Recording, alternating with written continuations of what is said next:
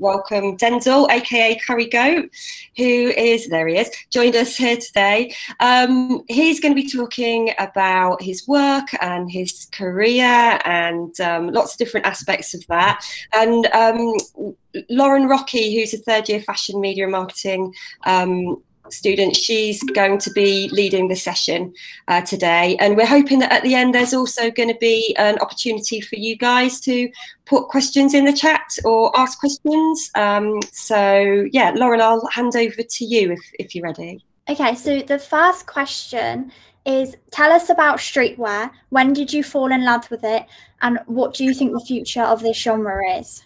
I guess streetwear it's the democratization of fashion. To me, it's kind of the idea that people can build a culture around something that's inclusive and that you can take part in without, obviously, well, originally without having a whole bunch of money, but more having just a passion for subcultures. So obviously streetwear falls into a whole bunch of different categories, and usually it will build around maybe like a genre of music or a lifestyle or anything that people are actually interested in. It's kind of a way for people to come together and express themselves individually, but also a way to communicate a sense of community.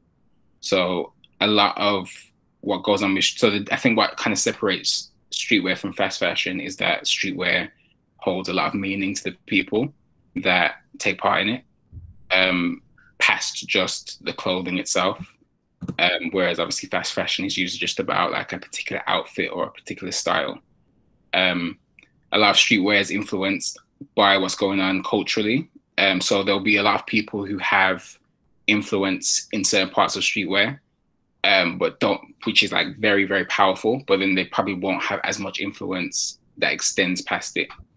It's kind of the idea of, I think people in streetwear who are big are like almost the original influencers in that way, because you think about influencer, the difference between that influencer and celebrities, that an influencer has a lot of control in a very specific portion of whatever it is that they do. But then maybe if they were walking around the street, most people wouldn't actually know who they are. But they're probably more powerful within their sector than a large celebrity because they've built so much trust within the community and they understand it so well. So that's kind of what I interpret streetwear as. In terms of when did I fall in love with it, I think I'm just like I'm sure everyone here, I'm just a creative person in general. So like I kind of fell in love with everything that I can do that I can really express myself with, and streetwear and fashion was just one other aspect. I didn't study fashion or anything. I just always liked the clothes that I liked, and then when I realized that I had the ability to make it, I just started doing that. And I guess contributing to culture is, you know, what I kind of had in mind. So yeah, that's pretty much the answer to that one, I guess. I don't know. Why is mythology a big part of your work, and how does it inspire you? Storytelling is the biggest part of creativity to me. So what we do is we make things look good, but we also tell stories. So everything that we touch is designed, and everything that we do has an element of design to it. So I think it's one of the most important industries, but obviously we don't usually get, I guess, the recognition that I think we should in the creative industry. So what I kind of like to do is focus on the other aspect, which is storytelling. We tell a lot of stories as people, and it's a very unique thing to like us as an animal, as, you know, humans, that we tell these stories because it's what we use to communicate complicated subject matters. So like you even look at like, you know, stories in religion, or you look at like, you know, I guess fairy tales, or if you look at even like nursery rhymes and stuff, usually it's these allegories that we use to kind of explain larger subjects. So the reason I use a lot of mythology is because I say, why would I always say, like, why would I sample the sample? So a lot of the things that I'm interested in just personally is like anime, and like I really like cartoons, and I really like TV shows and stuff. But a lot of that is based off of old mythologies. But I feel like if I was to do like, you know, Game of Thrones piece, a lot of what George R.R. Martin is referencing are things that he's stories from the past, and then he's reinterpreted in his way.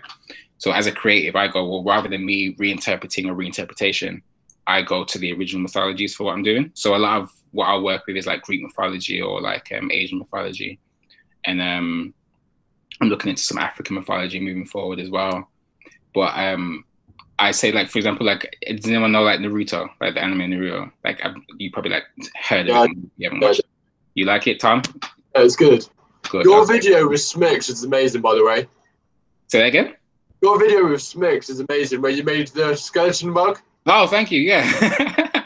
he's supposed to be putting out the other half of the video today. Oh, okay. I'll definitely watch it. He's been a bit slow with it, and we're going on live on there's an app called Stereo. Okay. We're doing a live today at 9 if you want to join that. So I'll be there, mate. I'll be there. But yeah, what was I saying? I can't remember. Oh yeah, like Naruto. So like basically like there's the idea that it's this kid and he has like a demon that's like a fox with 9 tails inside him. So obviously, if you're looking at the surface, it seems like, oh, this is something that the creator came up with, but it's actually based off of a mythical creature called the kitsune in Japanese mythology, which is a fox spirit, and basically they have a whole bunch of levels, and then the one with the 9 tails is the strongest one. So basically what I'm saying is the creator of this thing has made something from an old mythology and he's reinterpreted it to tell a modern story. And he's taken the conventions from that old story and moved it into something that makes more sense for the modern day. And that's what I try and do with what I'm doing. I take the old stuff and then reinterpret it. So me and the creator of other things will probably have the same subject, but we'll come at it from different angles because we're starting from the beginning. I'm not starting from where they're starting from. A lot of people are kind of inspired by their contemporaries, which is fine, but you end up kind of becoming derivative when you do that. So it's like if you are obviously in terms of like fashion, if you're designing, but you're looking at someone who's designing right now. So a lot of fashion is very trend driven. So like you'll look at, okay, what's hot right now? And then you'll do that.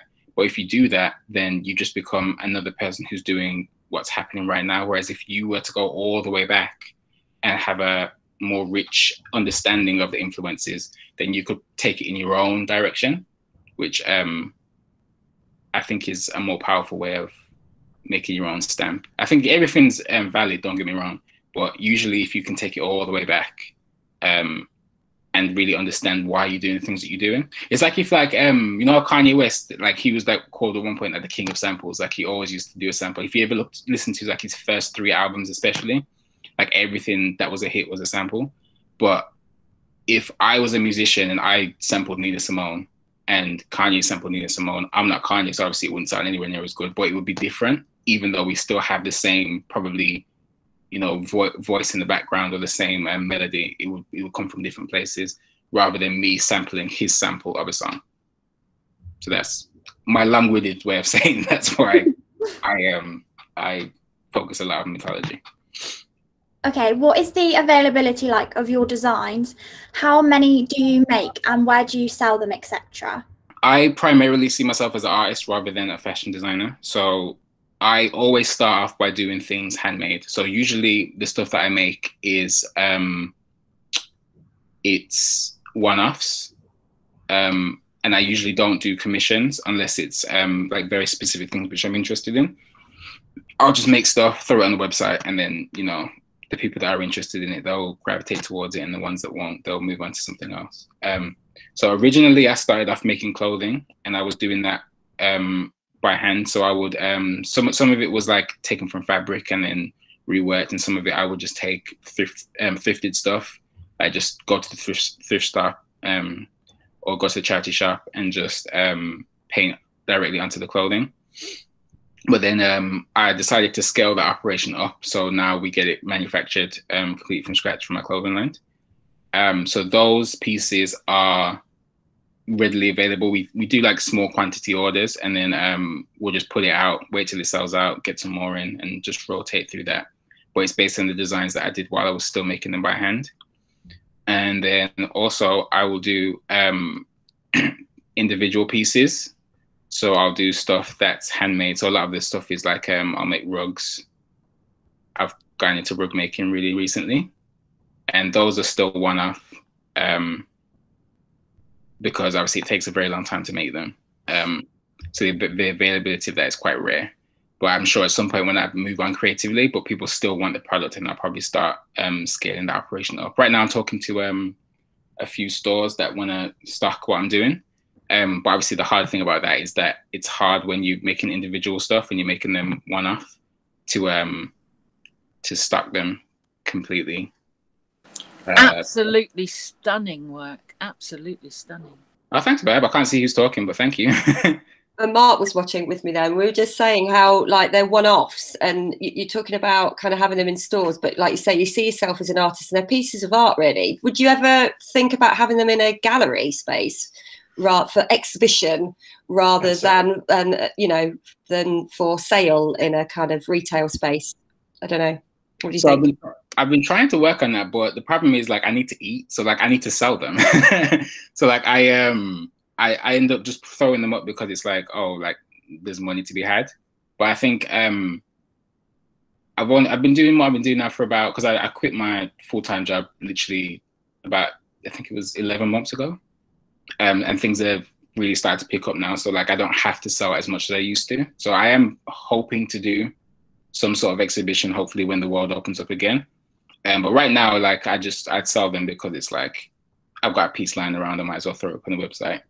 But it is something to think about. And also, I kind of want to do it in a way that I actually have a vision for an exhibition as well and a book.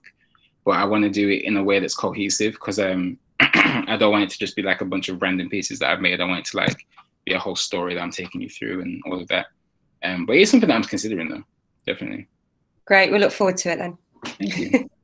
Private view. Okay, the next question is, you use many different processes to create your products. Where did you learn it, and are you self-taught? So I studied illustration and animation at Kingston.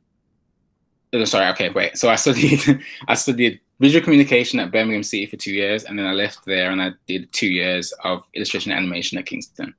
But I didn't really learn any of the things that I'm doing other than, I guess, the idea of creation. So like obviously doing your research and then coming up with ideas, generating ideas, experimentation, like that sort of thing. But in terms of the actual skills that I'm using, a lot of them I just learned from the internet or from books or whatever. It's not, I think if you're a creative person, you can usually apply what you're doing to a whole bunch of different stuff.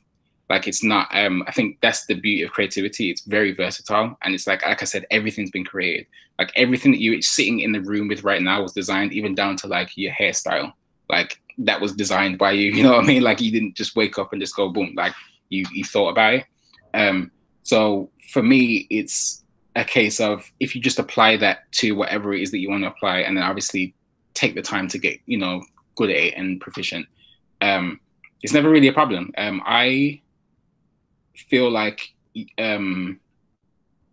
can always get good at process, but you need to understand that like finished is better than perfect. Like a lot of the things that I've done originally were not as good as the stuff that I've done now, but I had to do that stuff which wasn't as good to get to this stuff. And also don't be afraid to like show people the stuff that isn't as good as you'd like it to be, because there's no shame in not having, you know, or what's that? Quality, quantity, honor the process. Yeah, exactly. Honor the process. The process is the most important part, because I think if you think about your creativity as a journey, if you reach the end, then you have nowhere else to go. And if you're as good as you're going to be at like 20, then what was the point? Also, I think an interesting thing about that as well is that like usually the journey is the longest part. So if you think about anything that you're trying to achieve, you're going to spend most of your time trying to achieve it rather than having achieved it. So if you're not really enjoying the process and sharing the process and, you know, honoring the process, then it kind of makes it so that the whole journey is torturous. And what's the point? Because it's like if you're, for example, like university, the point of university is to get a degree or to get whatever qualification at the end. But the qualification is you receiving a piece of paper and walking with your cap and gown. But the actual degree is the 3 years, 4 years, some case like architecture, 7 years, that you're actually spending doing the work, learning all of that stuff. And if you're not enjoying that process, then it's like you've just spent 7 years, 3 years, 4 years, whatever, in agony for what, you know? So yeah, that was another long-winded one, but yeah, self-taught and enjoy the process. The next question kind of links to that one as well. You studied illustration, but you now work primarily in fashion and textiles. What was the process of switching disciplines post-education? I mean, so another thing as well is that people expect you in industry to be all things, but they only want to pay you for one thing. But they expect you to be all things. So a lot of, if any of you ever like looked for jobs or anything, you'll notice that they don't just say I want a fashion designer, or they don't just say I want a marketing social media person, or we don't just want a illustrator, or we don't just want a graphic designer. There'll be a whole list of like 27 things that they want you to be as a creative. We want you to know HTML, and do you know Adobe Illustrator, InDesign, Photoshop? Do you know SketchUp? Do you know how to do 3D programs? And that's the person that they want, because basically you need to, if you wanna, someone said so true, it is true. That's like, it really is true. They ask for a lot because they know that they can get a lot, and also the world has changed so that you need to do a whole bunch of different things now for a role to be sustainable. So I say that to say that when I graduated, I realized this, and I just had to equip myself with as many skills that people were willing to pay for.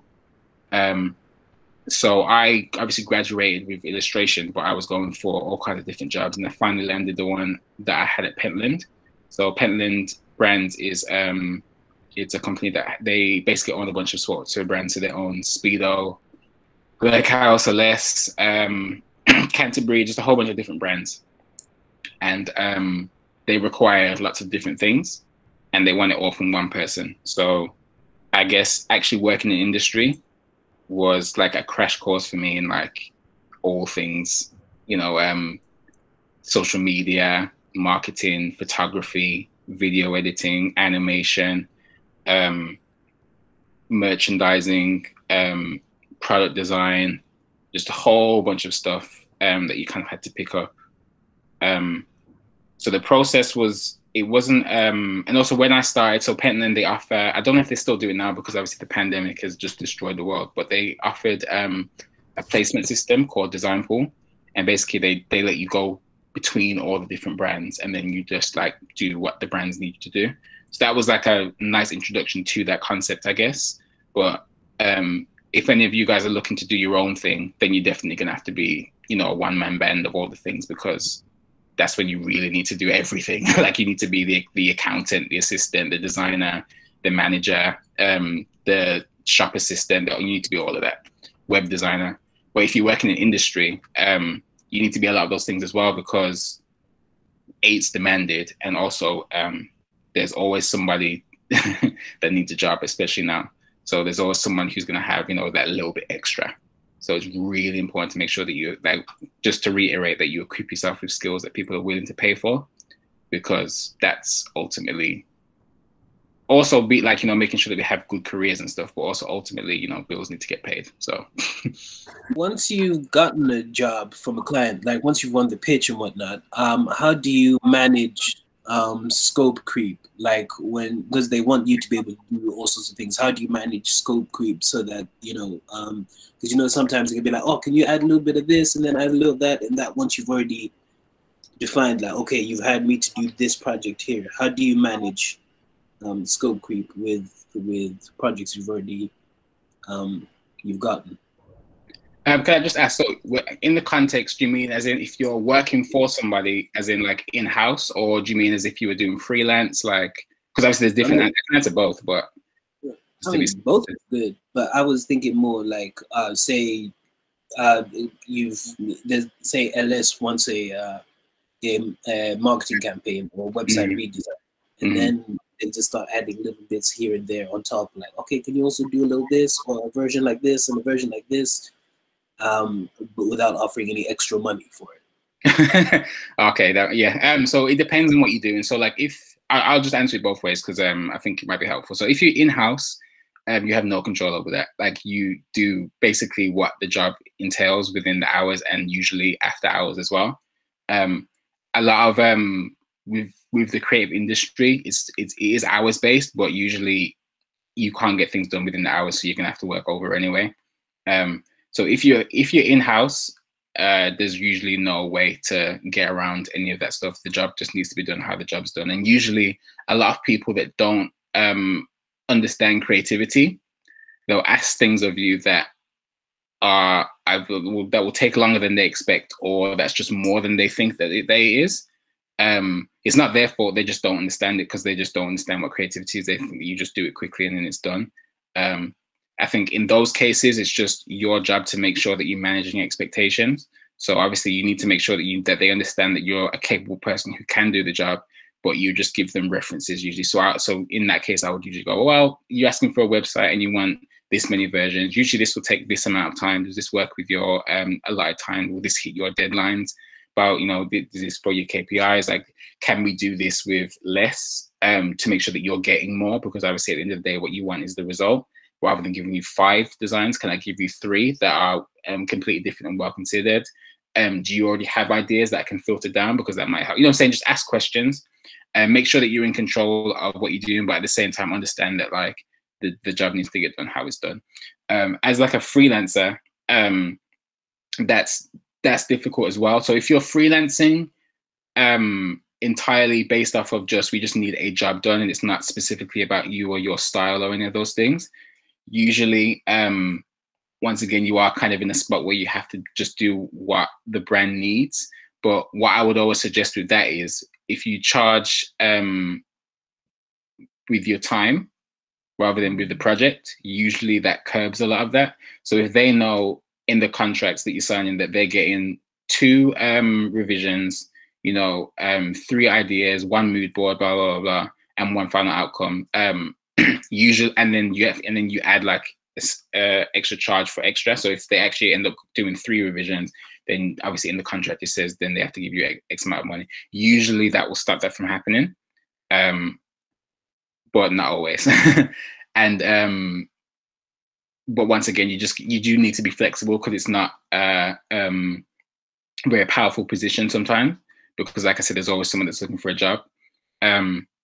Thankfully, like somehow, I don't know how, I've managed to move myself into a position where I have some sort of a platform.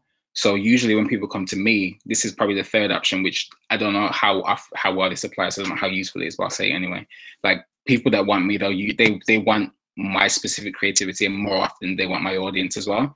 So they'll just go with what I tell them to go with. But as long as it follows obviously exactly what they need in terms of, the list that they've set out.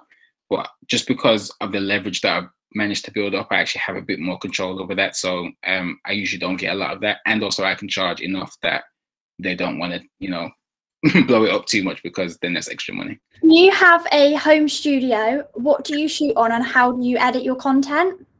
Oh, sick. Yeah. So I've got, so I basically live in a flat with my cousin. I'm looking to move, well, I was looking to move last year, but then the pandemic happened, and long story, but I'm hoping I think he said June, when everything opens up, hopefully I'll be able to move, because I think it's a bit risky right now, because a lot of landlords, they're a bit shaky, and especially it's hard enough when you're self-employed, because they want to know that you have the ability to actually pay the rent. But right now I'm working from my old flat. We just got like a little room that I pretty much work in, and that's where like I film most of my videos and do all of my stuff. My setup is actually, I just use an iPhone. I use an iPhone for everything. I use iPhone for my pictures, from a website, for my YouTube videos. Actually iPhone 7, funnily enough. The thing with that you learn, that's another skill that I learned while I was in industry, is that all the photography is just lighting. We've gotten to the point now where the technology is so good that any camera that you buy, and I do mean any camera that you can buy now that's new, is good enough. It's all about the lights. So I actually have 2 softbox lights. Let me see if I don't know if you can see this. It's just literally a softbox light. And I've got 2 of them. I bought them on Amazon like when I started my channel a year and a half ago for like 40 quid. They do wonders. But basically, all the photography is just light. And this is the interesting thing as well. Like, I don't know if you guys would ever, like, if you guys ever feel like you want to market a collection, or if you ever want to, like, move into making your own collections or marketing someone else's, or any of those things. just understand that like lighting is what's going to save everything. Like it makes everything look so much better. So that's pretty much my setup with that. In terms of how I film, I just have like, so I built like this makeshift mic arm, which I still use now, but basically it's literally like a microphone stand arm. And then I kind of remixed it and then put like a phone stand on it. And that's how I shoot top down. I have a little tripod, which I take my my Instagram pictures with, and I just put a mirror behind it so I can see what I'm doing. There's like a whole bunch of apps that you can get for your phone or whatever that will do, like they take pictures without you having to press it. So I can just stand there and do a little pose, change. When I do my photography for the website, I just edit that in Photoshop myself. What else? My studio space is kind of expanded just because I'm doing like larger projects now. So I've got this massive rug stand, which is in the living room. So I make all my rugs on that. Yeah, it's pretty much all like makeshift. Like one of the things that will serve you well is just being resourceful.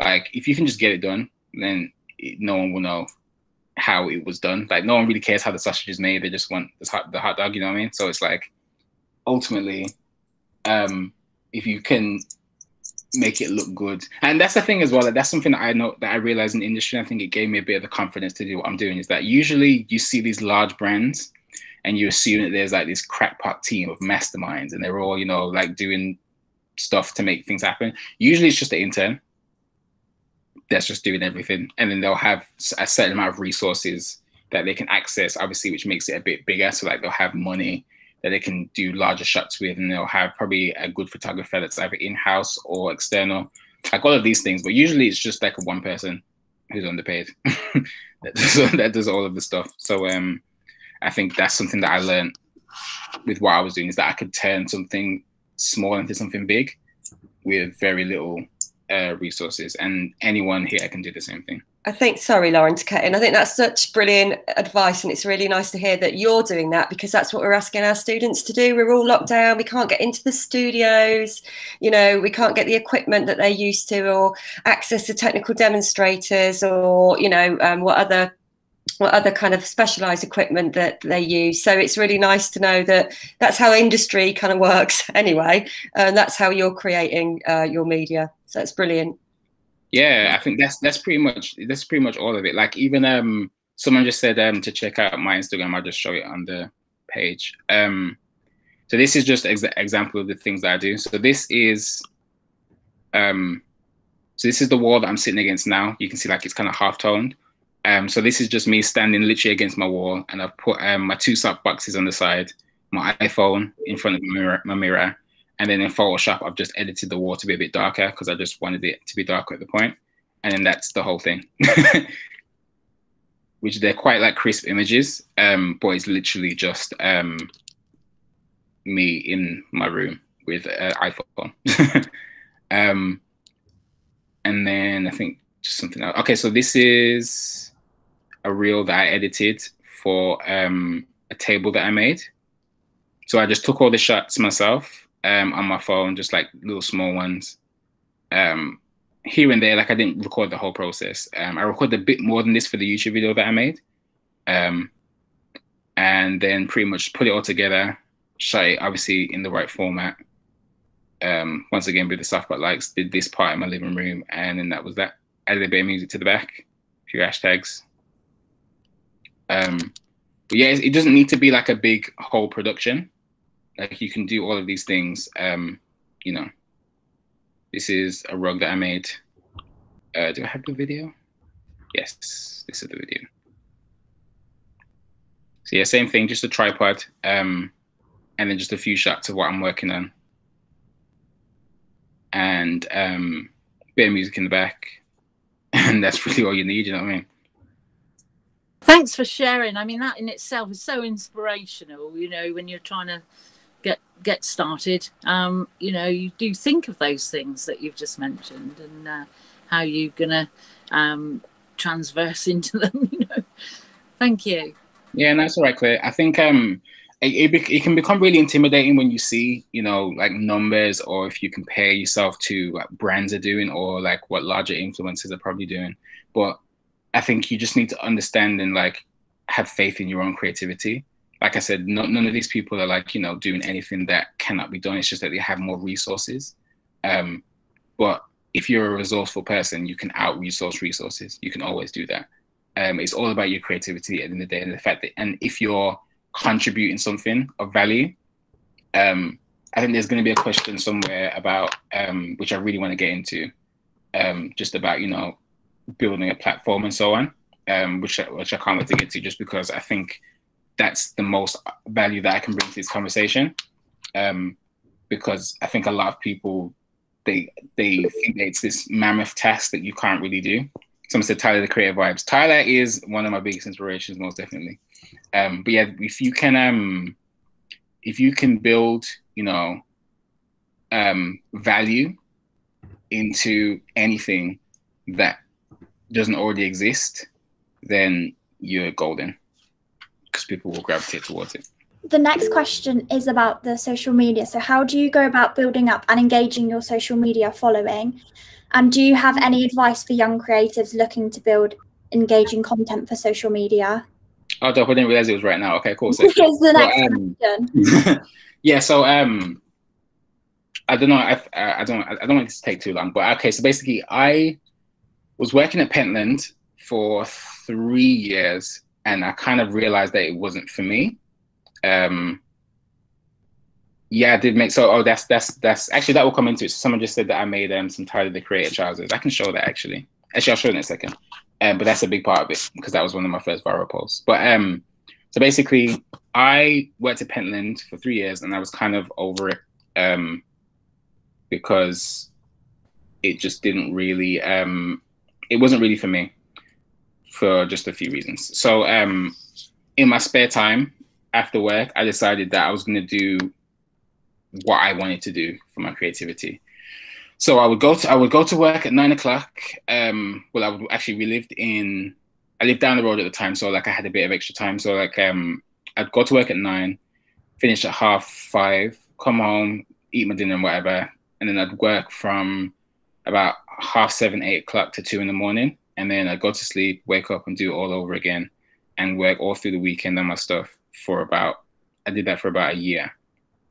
And it was tough and it was hard, but if you kind of want something, you need to go for it. And I knew that at some point my work would slip, because I was working on what I was doing and eventually working till 2 in the morning every day, and then trying to get into work on time. It just wasn't going to work. So I knew that there was a time limit, basically, that I could only keep performing at the level that I was performing at for a certain amount of time. They say that salary is what touches you. Oh, sorry, that went too fast. Someone said something about salary. But like, yeah, that's the thing as well. Like, if you need the money from what you're doing in your main thing, if you try and do your side thing, like, you need to make sure that catches up quick, because if they catch on too quickly, it can be a big mess. But yeah, so I was doing that, and then basically I was just doing paintings and doing stuff, and then I started posting on Reddit. So Reddit is like a great place to grow social media externally, because you can link out to what you're doing. And also Reddit already has curated communities. So it's kind of like Facebook, where you have groups, but it's kind of a bit more open, and there's more chance to go viral on Reddit. So I was posting in our Streetwear, which is basically like a streetwear forum on Reddit. And I started getting people from there to come over to my stuff. The biggest thing that you can do is to, like, if you want to grow on your sort of social media, is to dedicate things from other places. So obviously now there's TikTok, and TikTok you can just grow like instantly, massively, really quickly. But at the time when I was doing it, TikTok wasn't really there yet. Like, TikTok's only been like big for like probably a year and a half. And I started what I was doing 2 years ago. So I was posting on our Streetwear, and I was directing people back to my Instagram page. And like I said, that's a good tip for whatever you want to do as well, because there's already dedicated communities. A lot of the problem with Instagram is that you can't find, or YouTube or whatever, even TikTok sometimes, is that it's hard to find your group of people who really care about what it is that you're doing. Or if you just type in, you know, if you're into, I don't know, Nintendo, you type in our Nintendo, there's already a group made for you of people that love what you love. So it just makes it so much easier to do what you guys do. But yeah, so I did, speaking of the Tyler thing, let me see. So I was just going about my business, just sharing my work, and obviously it wasn't necessarily getting any large traction or anything, but it was nice, you know. I was getting like, you know, 100 likes here and there. And usually when you start, a lot of like whenever you want to start doing something new, a big like factor in it is people's opinions. So you don't want to look like you're trying to all your friends, because it's like, oh, if they see me trying and I fail, it's like I look like a bum. But it doesn't really matter what they think. You need to just keep trying anyway, because ultimately when it works out, it's going to be for you. You know what I mean? Where are we? I think we're almost there. Did I pass it? No. Okay, here it is. So I think it was 3 days after my birthday. And I was really like, I was grateful that I got in as far as I got in. It wasn't too far or anything, but like, I think I had a good, like, you know, 1,000 followers, and that was more than I'd ever had. And it was doing all right, especially in such a short amount of time, because I think it'd only been 2 months since I've been posting. And Tyler, the Creator, has an album called Igor. And basically the cover of the album is a pink cover, and it's a grayscale photoshopped image of him. And I already owned, so these sneakers, they're Golf the Flare. So they're the trainers that he does with Converse, his collaboration. And I already owned them. They were pretty beat up. I had them for like a year by that time. And I was like, ooh, I'm already painting on clothes. If I could do a whole outfit with these shoes and kind of based around his album, maybe it would go viral if I tagged him or whatever. But I didn't have time because we were going on a family holiday, I think in a day. So I literally had 1 day to get it done. I was like, you know what, I can only do the trousers. Let me just do maybe the ankle, because then you can still see the shoe, but you can't see the whole outfit, but then maybe it would just be a nice little bit, I don't know, whatever. So I tried against the wall, and then literally I jumped on the plane and I came back and it had like 3,000 likes. And I was like, whoa, like that was more than I'd ever experienced ever. And I realized it was because people had shared the image, and it was a lot of larger pages at the time. There was a page called Culture Fits, and they had like 100,000 followers at the time, and they shared it and tagged me, and then a whole bunch of their followers came over to me. So if you can tag the right people at the right brands and the right pages, because they need content, like there's pages that need content and they will share your stuff. If you can get to them, that's a good way of finding a new audience, because you can't always rely on the algorithm or the Explorer page. Sometimes you kind of need that help. So yeah, if you can make good enough content for people to share, then that's usually a good way of doing it. So that happened, and then I pretty much, just from there just started growing what I was doing. I was experimenting more, making sure I was staying true to me, because a lot of time you can follow trends that are going on in social media, and then you become a part of the trend, and then once that trend dies out, so do you. But I kind of just stay true to my creativity, I guess. Oh. Hello. Charles, I think can you stop presenting, please? Charles, you're presenting your screen. Charles, if you stop presenting at the top of the screen, that would be great. Charles, sorry, Denzel. It's all right. Maybe if I present my screen. Charles, you really don't want this. This is sorry, I'm trying to. Right, thanks, Charles. Okay. I don't really want to share that info, I don't think. Yeah, that could have been bad. So basically I was doing that, and then yeah, I pretty much just started growing it through there, and then yeah, that was pretty much it. Is there any specific questions that you want to know about, like how to grow an audience? Like, is that useful to you guys? Like, would you like?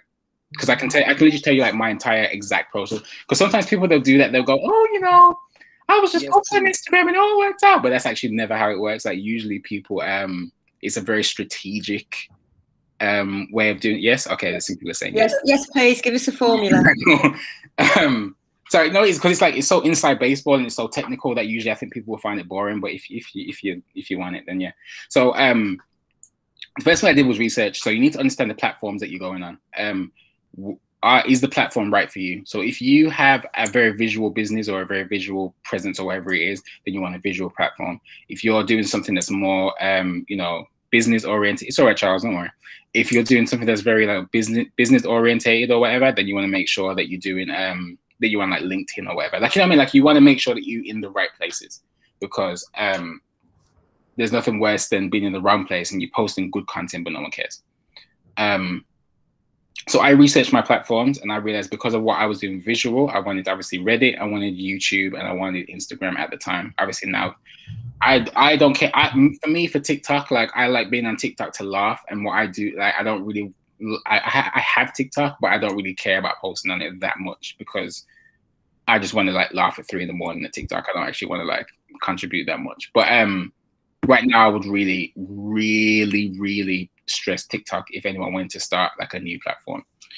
So at the time it was Instagram, and then basically what I did was I found my niche. So I found our Streetwear, I found like a bunch of painting pages and different social media platforms like TV channels.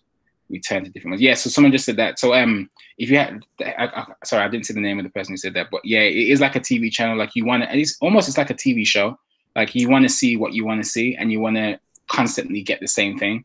So it's like a lot of people, they'll follow the same sort of content. You know, if you like, you know, Instagram baddies, then you follow Instagram baddies. If you want to see fitness content, then you follow fitness content. Like, that's all you want to see.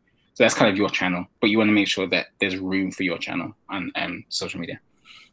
So I wrote down all of my goals. Like, I say, okay, what do I actually want from this? Because that's always important as well. A lot of people, they go, okay, I want to be big on social media, but what do you want? Do you want brand attention? Because if you want brand attention, you need to be brand friendly, or you need to make sure that you're telling stories that brands are interested in. You need to make sure that the content that you're doing easily illustrates why you'd be useful to brands. So if you wanted to work in perfume, then you need to already be posting stuff that works for a perfume brand, because then they can easily go, okay, this person can do what we need them to do. If your idea is you want to build a platform for your personality and become an influencer, then you would go, okay, I want to do what I can do to show my personality in a way that is easy to do, on demand, because everyone has a part of us that's like performative.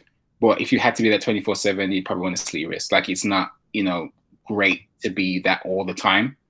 So you want to make sure you can be the version of you that you can be all the time on social media, without stress. And then also, you know, you want to make sure that you're being authentic. But anyway, that's besides the point. So I wrote down a list of, and this is really important, I wrote down a list of, because I decided that my target audience was me. So I was like, okay, I want to reach people who are like me. But you need to understand you, because you only know you from the inside, but there's a lot of people that can see you from the outside that will tell you things that maybe you weren't thinking of. So I wrote down a list of everything that I like, everything that I hate, everything that's good about myself, everything that's bad about myself. And I would suggest everybody in this call do that, because it gives you a roadmap to never losing yourself. So a lot of brands, you see, like, I'm sure you all have a favorite like YouTube person, or a favorite Instagram person, or a favorite TV show, or all of these things that kind of lost its way. Like, I don't know if anyone watched Game of Thrones, and then like it kind of got shit near the end, and it was like, oh, how did this happen? It's because you kind of lose vision of what people actually are. Chance the Rapper. Exactly, Chance the Rapper, like the coloring book was, you know, anyway. Yeah, if you have a vision of what people actually like about you while you're still that person, like if you want to contribute to you know, if you want to contribute to streetwear, you need to understand what streetwear needs while you're still the person who would consume streetwear, not the person that would make it. Because once you're the person that would make it, there's a whole bunch of different pressures that you will never be able to overcome. But if you have it written down, like, no, what streetwear needs is this. It doesn't matter what people are telling me, because this is what got me to where I am. You'll never lose your way. So once again, and I said, please do this. Like, even if you don't do it, like, you know, anytime soon, like, just remember it. Like, what's good. So the reason that I did those 4 is because what do I like? What I like will show me what I need to put into the content. So it's what am I contributing and what am I doing that's different?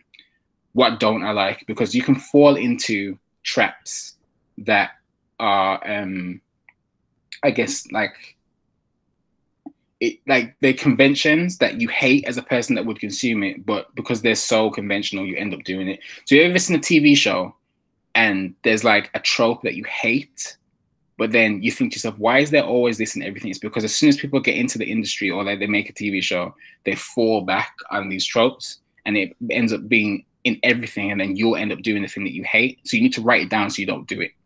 So that's that. And then you need to make sure that you understand things about yourself. So I said, what do I like about me? What do I hate about me? I'll skip the stuff that I like because no one cares. So the thing that I don't like about myself at the time when I was writing it down was that I can be quite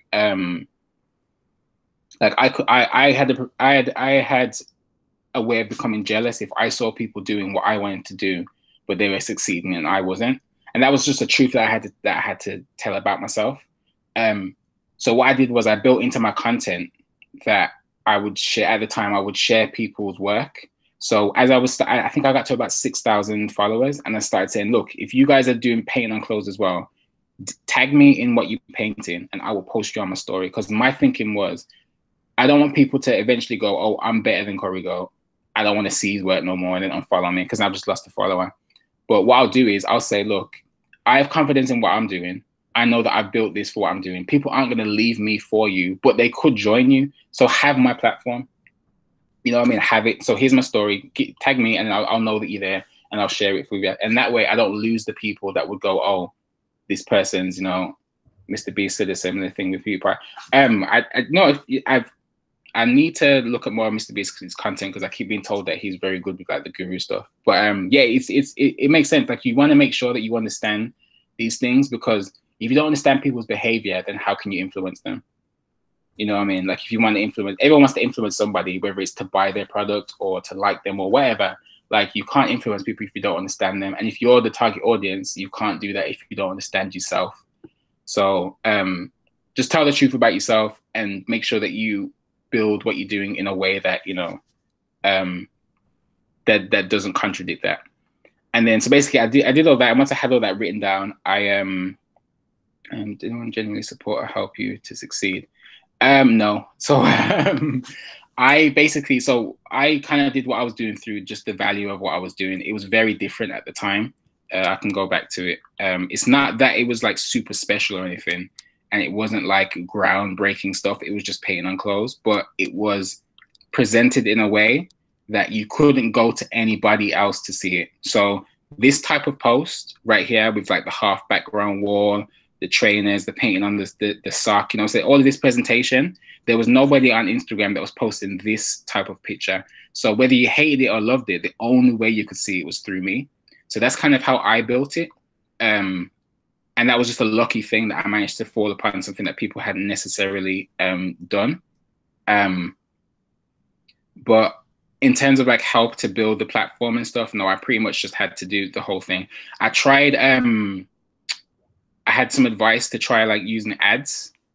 So like I did like an ad on Instagram, didn't work. I think I spent like £10 and got like 20 views, no likes. So I was like, this doesn't work. And it was only when I started doing videos and started tagging people, and then obviously the pages that needed content, they started sharing me. That's pretty much how that built. On my like TikTok, I used to do quite well. I used to get like decent views and stuff, and now it's just completely flopped. I don't know if you've had any of the same, like what's happening with your content and ways of getting around it. Okay, so can you tell me a bit more about like what you do on TikTok? So I just used to make like little like comedy sketches, like little memes and stuff. Used to do like pretty well. I used to do like lives with people. Used to have like over like 200 people in there, and now I can barely get like 30 people in there. So I don't know if you have like any ideas on how I can. And how long have you had your TikTok?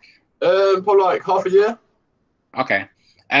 So, and by the way, if you guys want to ask like specific questions about your platforms, please do. Like, you might as well while I'm here, you know what I mean? But so basically, the thing with TikTok is it boosts your. So TikTok realized what Instagram was doing wrong, where people can't grow on Instagram, and it's a problem. So what they do is to lock you in early. TikTok boosts your Bobby Hundreds. I don't know. Yeah, TikTok boosts your engagement on your first few posts to give you that dopamine hit of, oh my God, there's people paying attention. So whenever you start TikTok, you're always going to do better than when you start then like later on. So that could be a part of it as well. also, it's kind of one of the things where, like, as platforms grow, it does get harder. So when you started, if you started, you said that it was about a year ago? Yeah, about a year ago. Yeah, so when you started, imagine like Charli D'Amelio, I think probably had like 1 million followers, and now she has 100 million. Like, the platform's grown that much, that one person can have that much, and she was the biggest when she had 1 million. You understand what I'm saying? So one of the things that's happened as well is that the content on there has become, there's so much extra stuff. At one point, the algorithm had to serve your stuff to everybody because there was nothing on there. Now there's just a whole bunch of stuff on there. So that could be another factor as well. Also, it kind of works on a leveling system with TikTok, and it kind of works the same on Instagram as well. So like, if anyone wants to do any other social media, it starts with the first like chunk of your followers who are the most loyal, and it sees how many of them like and watch the content and share it and all that stuff. Then it goes to the next chunk, which is usually about 1,000, and it goes to 3,000, and it keeps going up. So you'll notice on TikTok, you'll get probably like 300 views, it stops. 1,000 views, it stops. 3,000 views, it stops. It's because it's filtering and it's checking what they're interacting with. So it probably means that your audience, of the hardcore audience that you have, aren't reacting in the way that TikTok thinks that they should. And then because of that, it's not sharing it to the rest of your audience. So there's a whole bunch of stuff that goes into it. Obviously, because I haven't seen your content, so I couldn't give you like a deep analysis. So I hope this is like somewhat useful. But I think the best thing you can do is, sometimes what helps as well on TikTok, not being funny, is don't hashtag. Because when you hashtag, it locks you into what the people in the hashtag would want. But then sometimes there's people outside of that hashtag that don't know about it that would go and say, actually, let me show you my TikTok, because I think I can probably. Thank you for this. Honestly, I really appreciate it. Thank you. No, of course not. That's why I'm here. Like I said, if you guys have questions about this stuff, just ask. Like, I'm here. Like, you know what I mean? Yeah. So, for example, my stuff, it doesn't go, like, all of it isn't a hit. So, like, some of it will go viral, some of it won't. So, like, when I first was posting, I don't know if you can see this. Yeah, so when I first was posting, like, the first one that got like over 100 was this one here. In Hinduism, Brahma is worshipped as a god of creation and represented as having 4 faces, each symbolizing one of the main qualities of humanity. Yes, anyways, that's that one. And then like the rest of them, like, they'll get like lower views, higher views, and then it will kind of bounce between. And so basically what all that means is, this one, which got 300,000 views, the original audience reacted to it really well. This one that got 17,000 views, their audience didn't react to it very well, so it just didn't spread past. And it works differently on different platforms. So for example, this one, this video on TikTok has 12,000. I don't think so. I blow the bounty I have no fear. It just means dreaming in silence. A dream that lasts for eternity. You're an original, aren't you? Go on. Pull the trigger. I don't think so. I blow the bounty. Yeah, sorry. So that one on TikTok has 12,000. It has 1,000 likes, but the exact same content with nothing changed on Instagram Reels, if I can get to it, has 77,000 likes and it has 1.1 million views. So even though it's the same content and basically the same audience, I don't know if you can see the views here, but yeah, you have to believe me. But yeah, it has 1 million views, and it's the same content. It's literally the same exact video, but the difference is my audience reacted to it very well originally on Instagram, and then it pushed it through the algorithm, and it has no hashtags. But on TikTok, it has a whole bunch of hashtags for like rugs and stuff, and it didn't go nowhere because the rug people didn't like it. You know what I mean? So that's something that's really important. Sometimes you need to like switch up the way of thinking about it. So maybe stop hashtagging your content for a little bit, or if you aren't hashtagging, maybe try hashtagging. You know what I mean? And just see how that helps you out. I hope that was helpful. I don't know. No, it was really helpful, man. Honestly, I really appreciate it. Thank you. No worries. Denzel. Yep. Could I ask, how do you approach scaling your content for posting on different things? So adapting it to different platforms, like converting like YouTube content into smaller clips. How do you approach the thinking process to repurposing longer form content for the different platforms? Okay, so usually I so actually let me see if I've got an example of that. So I do obviously, like, my three main platforms are YouTube, Instagram, and TikTok. But I make sure that I'm doing stuff filmed in the right aspect to ratio. So usually what I'll do is I'll film for YouTube, which is obviously it's 16 by 9. Yeah, 16 by, yeah, that's right. Sorry. It's 1,920 pixels by 1,080 pixels. And then I'll film the same content, like maybe like I'll do a brush stroke if I'm painting something, and I'll turn the camera and I'll do it again so that I have the footage for TikTok and Instagram Reels. But I usually don't have to do as much of that because Instagram Reels and TikTok is only 30 seconds, whereas YouTube videos are usually between 10 minutes and 20 minutes for me. So it's not as much of a issue. I also have two phones, so like I'll set them both up, and I'll probably have one that's in Instagram mode, one that's in YouTube mode. You can also do on your editing programs. So what you can just do is film it all for YouTube content and then just like literally cut it down so you only have the middle bit. But what you do is you'll make sure that you're filming what you're filming to fit directly in the space that it needs to be in. So I do, so I just did a rug for Foot Locker, and they specifically wanted me to, so obviously Reels are 16 by 9, but then they want the content to be 5 by 4. So basically everything that's happening is happening here, but the whole video still needs to extend here. So basically it just depends on what you're doing. It's something that you get the hang of as you do it more. It's more technical. Do you use any editing software? Like, do you use Premiere Pro or? Yeah, I do film and music and graphics and stuff. Yeah. And you go with the editing programs and stuff as well. Yeah. So usually you can make that work outside. I think if you can do as much as you can before you edit as well. So if you know for a fact that you're going to do Instagram content, or not even funny, even if you don't know, it's usually best to just prepare anyway. But if you can have like 2 cameras, one that's filming in the way that you want for long form content and one that's like long, then you're usually sorted. If you can like get someone to assist you as well, that would really help, but I don't have that. So usually if you just make sure that you're covering all your bases, a storyboard sometimes helps. I don't do that anymore because I pretty much have a grasp of what I'm doing. But if you can storyboard out shots beforehand, then you'll just know, okay, look, right now we're doing this shot. This is for Reels. Let me turn the camera. Blah, blah, blah. Okay, cool. But I also ask, like, how do you set up your conversion funnels from your social media content into actual sales? How do you push and like fine tune that? So basically what you're saying is how do you like turn Instagram posts and YouTube videos into sales? So essentially what I do is you don't want to bombard people. I think people are used to social media selling to them now. There was a time on YouTube, like I've been watching YouTube since 2005. Like I've been watching YouTube. There was a time where if you had a sponsor in your video, you'd lose all your subscribers and people are like, you're a sellout. But now people understand that social media is a job. So it's not as bad as it used to be, but you basically just don't bombard people with it. So if you don't always sell to them, that's one thing. But in terms of doing it, usually I'll just add a link. So I kind of, have you had a fashion background before? No. So I did illustration, Charles. But yeah, if what you can do is you can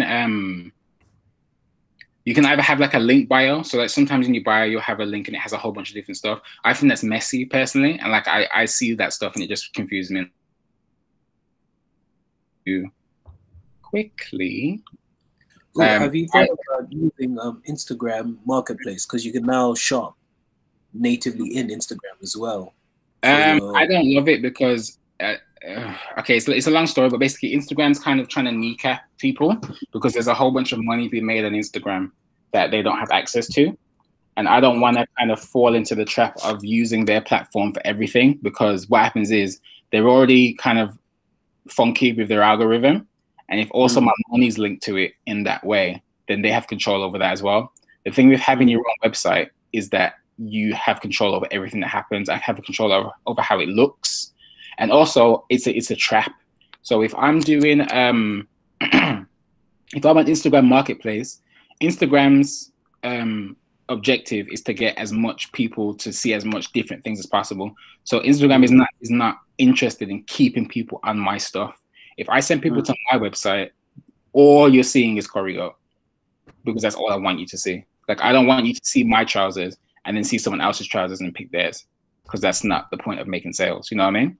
I want you to see my post and someone else's post, but I don't want you. But when it comes to like actually making the money, I want you to stay with me.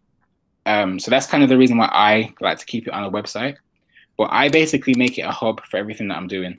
So I've got like my clothing on the front page, and I've got like a playlist of just lo-fi beats that you can chill to. So like if you want to just chill, my website's kind of a place where you can like just put on some music and chill. So it doesn't have to be just about money. If you want to watch some videos and tutorials, I've got my videos on the tab. You can go right into them and start watching, which is useful. So like rather than having to go to YouTube, and then because of YouTube, you'll find an extensive range of classes. Skillshare. Yeah, but because of how YouTube works, it kind of sends you to other people's content. So if I just want you to watch mine, you can watch that there. If you want to see my old pieces, which we used to sell on the website, that's there too. Like, it's just a big hub of what I'm doing. And also, if you want to get in contact with me directly, you can jump on the email, a whole bunch of stuff. But yeah, that's pretty much how I handle that. But in terms of actually making the sales as well, usually I'll just like write a little comment that says, oh, this is out now. There's a new piece out now. Or on my YouTube video, like for example, like this is coming out soon. This sweatshirt, so like I'll wear it in the YouTube video, and I'll be like, oh, by the way, if you like this sweatshirt, go to CurrieGOAT.com. And back to the video. When is that one dropping? Because I need to. Hopefully in a month. We're still waiting for it to be made. Because usually I get the sample made and then I'll check it out, see if it works. Nice plug, thank you, Millie. I'm getting good at them. Yeah, usually I'll do it in the. I'll get the sample and I'll just check that it fits the specifications, because like whenever you're getting samples made, there's always something wrong and you have to like take your time with that. Oh, yeah. But then once that's done, I'm ready to go. So we've pretty much ordered this one, and then I think it should be out hopefully at the end of this month or next month. So yeah. Hey, my money's coming. One more question. What's the next step for CurrieGOAT? Are there any new creative ventures that you would like to explore? Yeah, so I'm in talks with just a few online retailers. So what kind of how it works with shops is that it's like, you know how like when you want to get a job and it's like they want experience, but you need a job to get experience. That is this circular thing. But then once you've got it, you've got it. It's the same with selling your stuff. So right now I sell entirely on my website, which is good for me. But if I want to expand, I need to get into obviously stores and stuff. But they want to know who you sit next to so that they can kind of predict how sales will go, where to price you, where to put you in the store, all of that stuff, especially if it's a physical shop.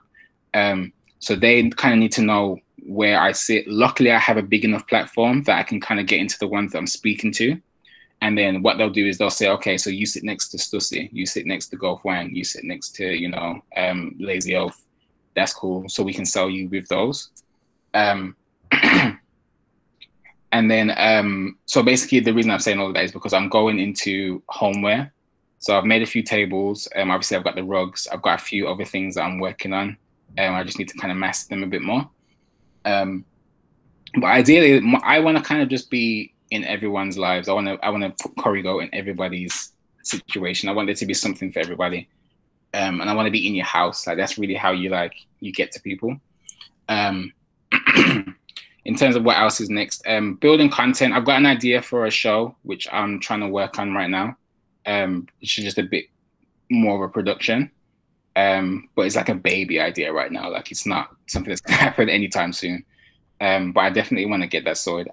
Like a big goal for me, I really want to have like a Netflix art show, kind of like Art Attack or like Bob Ross or whatever, but like just more lit. Like, did you guys ever see the show PAQ on YouTube? Yes. Yes. That was so good. So good. Yeah, but they did an all-girl version of yes, PAQ. it was called Neva. Neva, yeah. Yeah, I see some fans down at the bottom. Yeah, so I kind of want to do that for art. that's kind of the idea that I have. And I'm okay with, and by the way, usually like I would say don't tell your ideas to people because like that's the biggest one, but like I have a level of confidence in what I'm doing. Like if I've said that, like I'm okay with someone using that idea because I know that how I would do it would be different. So that's why I'm okay with saying that. But yeah, that's kind of a vision that I have for that. But yeah, there's a whole bunch of stuff that I have in mind as well. So yeah, sorry. Have you looked into brand ambassadors and how do I become one? Okay, cool. So okay. So that kind of falls into what I was saying before, is like if you want to be something, then you need to show it already. So like I said, if you wanted to have like a perfume brand, then you need to make sure that you have perfume content out. You know what I'm saying? It's like having a portfolio. People who aren't creative are usually the ones that make the decisions, and people who aren't creative, they don't have a vision past what they can already see. So if you want, you know, if you specifically want to work with, like I wanted to work with Converse, so I was wearing, and because I'm just a natural fan of Converse, so all of my posts at one point was Converse. I miss PAQ too, Charles. All of my posts was Converse at one point, and then Converse hit me up and I worked with Converse. You understand what I'm saying? Like it's because they saw, oh, this is how we can work with this person. I wouldn't suggest. So there's that as well, but then not everybody can just like blow up on social media. So a more practical way is be useful. It's like I said before, equip yourself with skills that people are willing to pay for. What do you have to offer the brands that you want to work with specifically that extends past how big your social media following is? So if you wanted to work with, you know, ASICS, what can you offer to ASICS? Have you got a specific idea for ASICS? Make a presentation, you know what I'm saying? Like actually put the idea down and go look. And then obviously go on LinkedIn, find out who runs their social media, who their marketing manager is, all this stuff, and go, okay, look, I would like to do this idea. I think this would work with this demographic. Here's a presentation. Here's how I would do it. You know, if you want to discuss it more, I would love to have a conversation. Leave it there. You know, because people want to know that you have specific value to them. And that works if you wanted to get a job as well. Like if you want to get a job, the best thing you can do creatively is to do a project for that job and just send it to them. Like, look, I did this off my own back. If it was, for example, like LS at Pentland, do a LS brief, self-initiated, figure out who you need to send it to, like go on LinkedIn, see who they is, and just send an email. Like, look, I did this for you guys. I really, you know, think that this would be a great idea for you guys. I'd love to discuss it further if you're interested, blah, blah, blah, blah. Cool. Keep an eye on your emails, isn't it? I keep getting asked. I've had like 2 different brands ask me to be ambassadors for them, but like they're both like really out of left field. Like they contacted me through my DJ and nightlife PR thing, and like one of them was a Norwegian bikini company, and the other one was a women's wear jewelry line. I'm just like, wait, hold on, but are they offering you payment? Yes. Then I think that's good because that means that at least they understand that there's value in what you're doing. But I think just make sure that if you were to take any of those things, just make sure that it works on brand for you. Oh yeah. I think that's the most important thing. But if people are already finding you, that's great. And that's half the battle. There was a couple of questions that came in the chat that we didn't get around to answering. I was also interested, Denzel, if you build your own website and who you use for domain registration and hosting. So I do my website through Shopify because basically when you're building a website, you want to make sure that it's fit to purpose. So the original purpose of my website was to just sell my products because obviously my social media and everything else works as my portfolio. Obviously, I've expanded it since then, but I did the basic layout myself. And just one of the lucky things about having a larger platform is that people just want to like kind of do things for you, which I'm very grateful for. So I met a guy who he knew a little bit about web design. So he did like the basic coding behind it. And Shopify doesn't really require a lot of coding. You can actually do it completely yourself. But I just wanted something that was a bit more like my personality. So there's like a slight little bit of extra coding that was done. And then all the graphics and stuff and everything else and updating I did myself. Do you have like a website idea that you want to do? Because there's a whole bunch of different options. Like Squarespace and Wix are really good if you just want like a basic outline. But obviously if you wanted something a bit more in depth for, I don't know what it is that you want to do, you might want to get it designed professionally. I'm trying, me personally, I'm an old HTML coder from like the late 90s. Oh, nice. Okay, cool.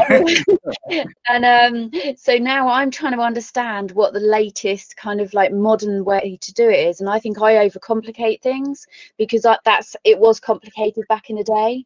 And now you've got all these different platforms, like you said, like Wix and Shop. You know, there's so many. Everybody I'm in contact with in the industry, I'm asking the same question. And so I'm gathering, you know, research on how best to do what I want to do. So you know, I'm comfortable with kind of like responsive websites, you know, and working for you know, mobile devices, but I think I'm just overcomplicating the actual coding kind of side of things. So it's really interesting to hear you're using Shopify and that it can be coded if needed. So I'm definitely going to look at that avenue as well, because I don't know, I kind of feel like Wix is a bit outdated. Okay. And you know, so I don't want to be a web designer again, by the way, but I really want to do the graphics. So that's really helpful. Thank you. No worries. Can I just ask very one quick question? Literally like seconds. Go on then, Tom. Where did the name come from? Oh, so like my last name, so my name is actually Denzel Currie, but there's a rapper called Denzel Currie, so I couldn't use that because of SEO problems. And then I'm Jamaican by heritage as well, and we eat CurrieGOAT, so it's just like a food. So it's just a food that we eat. So I just kind of like mashed the two together, and then that was it, really. Fair enough, thank you. No worries. Hey, would love to see it. Question: Have you ever done any pop-ups or like you know, physical brand integration type things for the brand?